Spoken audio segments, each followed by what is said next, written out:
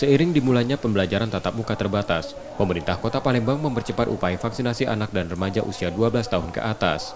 Senin pagi kemarin, vaksinasi dilakukan di SMP Negeri 9 dan 10 Palembang. Vaksinasi digelar Badan Intelijen Daerah Sumatera Selatan dengan total 1.500 dosis vaksin jenis Sinovac. Vaksinasi anak menjadi salah satu persiapan sekolah tatap muka secara penuh. Sebelumnya vaksinasi sudah diberikan pada 17.000 guru dan tenaga kependidikan. Sementara sebagian siswa juga telah menjalani vaksinasi secara mandiri. Namun vaksinasi belum menjadi syarat siswa untuk mengikuti pembelajaran tatap muka atau PTM. Siswa masih dapat mengikuti PTM di sekolah dengan seizin orang tua, meski belum divaksin COVID-19.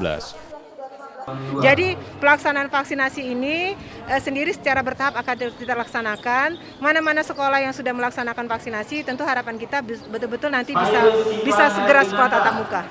Asalkan ada izin dari wali murid, karena wali murid atau orang tua yang tahu betul dengan kondisi anak-anaknya. Jadi selama izin itu sudah diberikan, berarti anak-anak insya Allah nanti bisa dilaksanakan sekolah tatap muka. Seperti itu. Para siswa berharap vaksinasi COVID-19 bisa menguatkan perlindungan dan kekebalan tubuh dalam beraktivitas. Terlebih mereka telah memulai pembelajaran tatap muka di sekolah. Karena sudah terbiasa disuntik. Harapannya apa nih dengan disuntik vaksin, biar lebih aman atau gimana? Biar lebih aman supaya masuk sekolahnya juga bisa tatap muka gitu. Kalau setelah divaksin sih biar lebih aman masuk sekolahnya.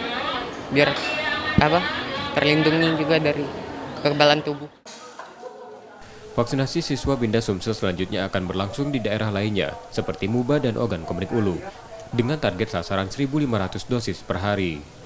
M. Rizky Nurmizan, Purwantoro, Kompas TV, Palembang, Sumatera Selatan.